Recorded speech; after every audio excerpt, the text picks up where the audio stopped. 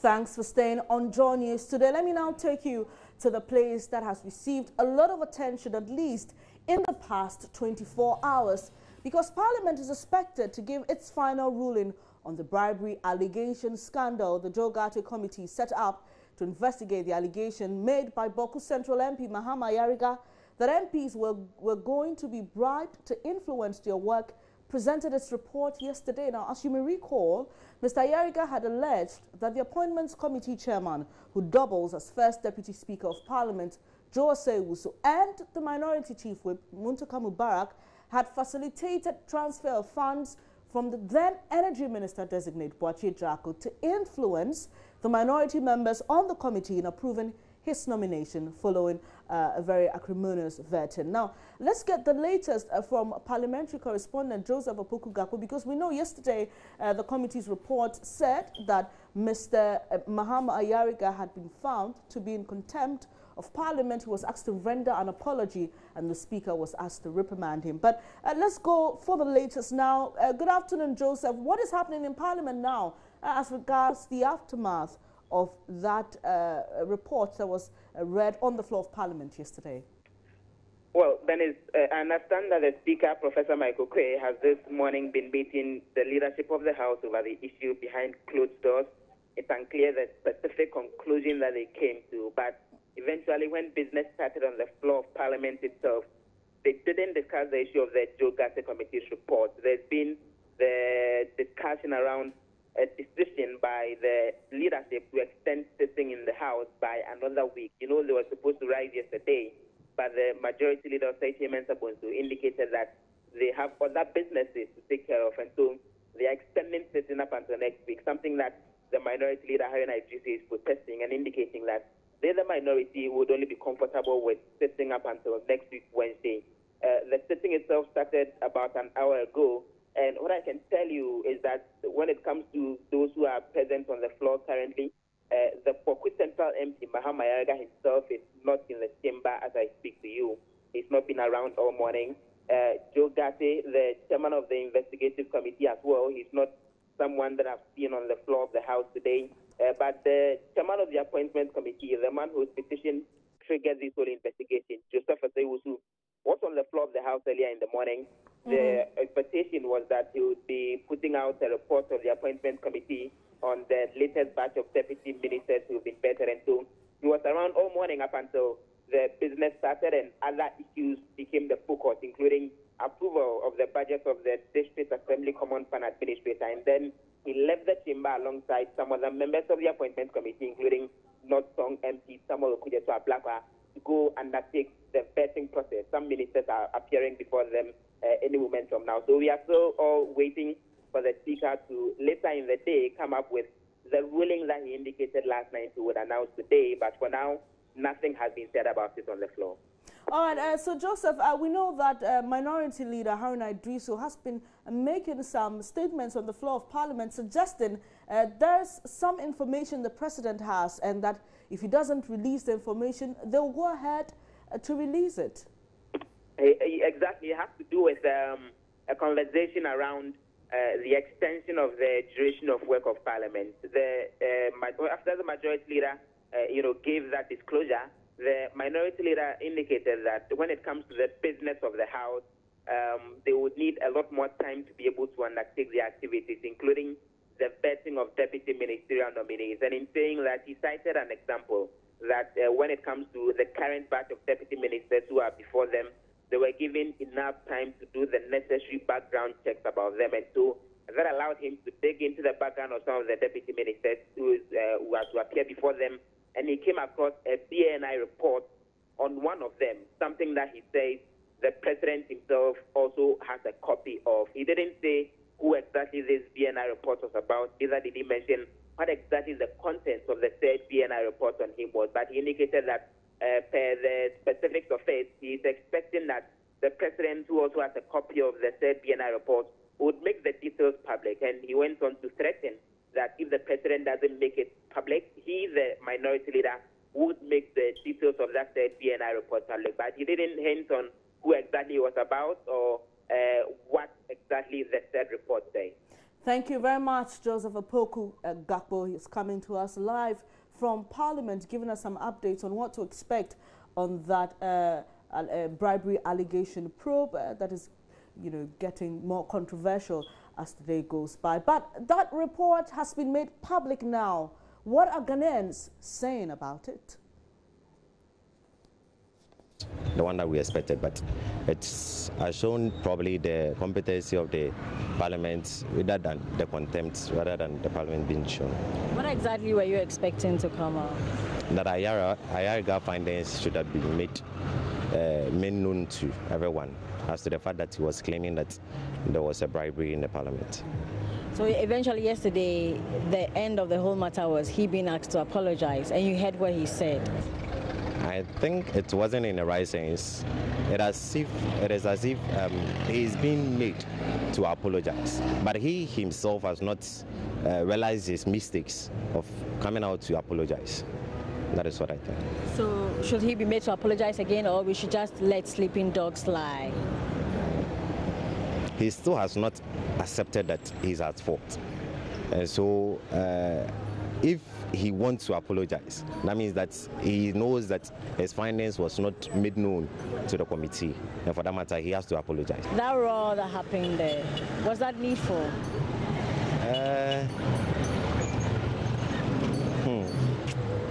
Yeah, it would arise since we are all humans. Yeah, it would definitely arise. But there's no need for them to argue a lot in it, because they are all elders and people are looking forward to them in their decision making. So if they at a higher position acting that way, when it comes to the lower level, how do you expect people to react in that? He didn't really want to apologize. He was forced to apologize, because if you say I apologize, then I apologize. I don't think he really apologized out of like his heart. But if you say I should apologize, then I apologize. It's not an apology, because you told me to apologize. That's why I am apologizing. But I am not apologizing for regretting what I did. The findings of the committee, was that what you were expecting? I don't think so. Everything was a bit fishy, because I was expecting more of it, because I think I heard Ayariga talking in a short skit that there were cameras around and everything. We didn't get to know of what the cameras brought about, what was in the camera, how it went about. Like, we didn't get to hear of everything. I think everything was a bit fishy, and even the aftermath of the video I saw, it was something like, I mean, if MPs should be doing that in Parliament, and then you come out to see other people doing this, what advice are we trying to give to them, or what role model are they trying to play? The Speaker said he will conclude his ruling today. What are you expecting the Speaker to say? I think they should just be fair. The way it started, you can see that was actually the finding that was going to come out. Okay, but then were you disappointed, or you were satisfied with the report of the committee? I was both. I was disappointed and I was okay with the report too. How both? They also told us that they used the theory test for it, and they all came out to be that it was the alleged bribery wasn't true. So I was actually I accepted it, but I was disappointed, because we were supposed to actually know whether the bribery scandal was true or not. But then eventually Mahama Ayariga, who is at the center of all of this, was asked to apologize, and he did make some apology. Oh, his apology wasn't right. It was the way he said it, as if he was forced to say it.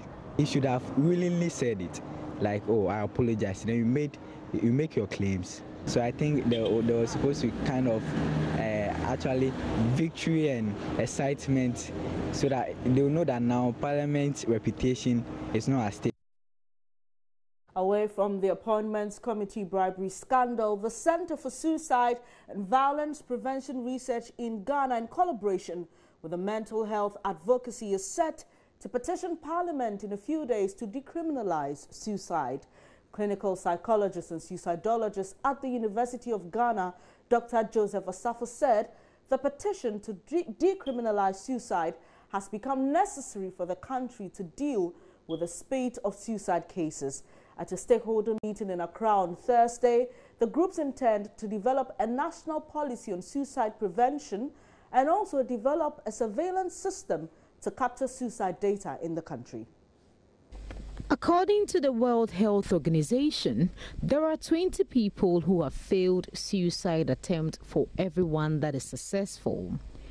Suicide is the most common cause of death for people from 15 and 21 years. According to the World Health Organization, more people die from suicide than from murder and war. Mental health experts estimate that in Ghana, 5 or more people take their own lives each day. But anybody who commits suicide or attempts to commit suicide in Ghana commits a criminal act as provided in Section 57, Clause 2 of the Criminal Offences Act of Ghana. Here is Favor Penny Brown, who was once arrested by the police for attempting suicide. It was very painful. I took Parazone and it didn't work. That was another part of it. I was taken to the hospital after I took the Parazone, and then they treated me and they said, "You are okay, you can go home."